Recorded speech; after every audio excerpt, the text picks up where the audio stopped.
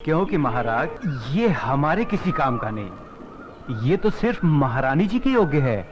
ये तो वास्तव में बहुत अद्भुत कंगन है, लेकिन ये तुम्हें कैसे प्राप्त हुआ? महाराज, ये कंगन हमारी भक्ति से प्रसन्न होकर स्वयं गंगा माँ ने भेंट स्वरूप हमें दिया है। क्या कहा? स्वयं गंगा जी ने आप लोगों को यह कंगन दिया है? सच महाराज, यह तो बड़ा अद्भुत कंगन है। इसने तो हमारा मन मोह लिया है। लेकिन इस एक कंगन का हम क्या करेंगे? इनसे कहिए इसके साथ का एक और कंगन लाकर दे। सुन लिया विश्वनाथ जी, अब आप लोग पूजा और भक्ति करके गंगा माँ से हमें इसमें का दूसरा कंगन भी लाकर दें। हम आपको मुंह मांगा इनाम देंगे। क्षमा करें महाराज, लेकिन इसमें का दूसरा कंगन हम आपको नहीं दे सकते। क्यों नहीं दे सकते? हमारी आज्ञा का उल्लंघन करने की तुम्हारी हिम्मत। असल में महाराज, ये कंगन गंगा माँ ने हमारी भक्ति से प्रसन्न होकर हमें नहीं दिया, बल्कि उस शूद्र रविदास की भक्ति से प्रसन्न होकर उसे भेंट करने के लिए दिया है। क्या कहा? गंगा माँ ने स्वयं ये कंगन रविदास को भेंट करने को दिया है? हमें यकीन नहीं हो रहा, हमें सारी घटना विस्तार से बताओ। बताता हूँ महाराज, हमने सोचा कि वो शूद्र रविदास इस सोने के कंगन का क्या करेगा, और बस इनाम पाने के चक्कर में इसे लेकर आपके पास चले आए। ये तो बहुत बड़ा चमत्कार हो गया, ऐसा तो आज तक कभी सुनने में नहीं आया। कल हम स्वयं रविदास जी से मिलने उनके घर चलेंगे और आप सबको भी हमारे साथ वहाँ चलना होगा। भाई रविदास, रविदास! क्या हुआ भाई? आपके घर काशी नरेश आ रहे हैं। अच्छा अच्छा अच्छा।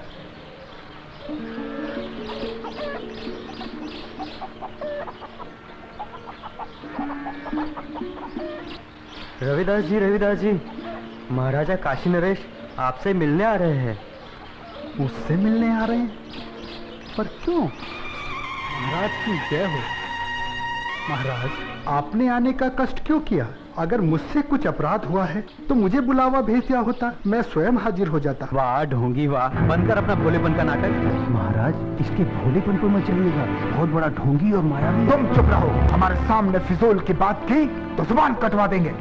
रविदास जी, तुमसे कोई अपराध नहीं हुआ है जो तुम्हें हमारे समक्ष उपस्थित होना पड़ता। दरअसल हम यहाँ अपने स्वार्थ और लालच के कारण आए हैं। हम तुमसे कुछ मांगना चाहते हैं।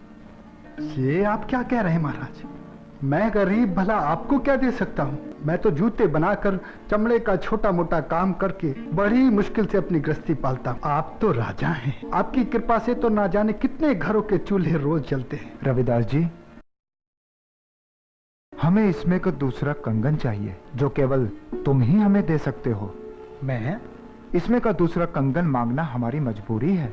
इस कंगन ने हमारी महारानी का मन मोह लिया है। ये कैसे संभव है महाराज? भला मैं इसमें का दूसरा कंगन कैसे दे सकता हूँ? ये तो बड़ा मूल्यवान लगता है और मेरी ये हालत आपसे छुपी हुई नहीं है महाराज। रविदास जी, ये कंगन हमें तुम्हारी बदौलत ही प्राप्त हुआ है। मेरी बदौलत आपको ये कंगन प्राप्त हुआ है? महाराज, मैं कुछ समझा नहीं। हम तुम्हें बतलाते हैं। ये कंगन तुम्हारी भक्ति से प्रसन्न होकर स्वयं गंगा माँ ने तुम्हें भेंट स्वरूप इन लोगों के हाथों में दिया था।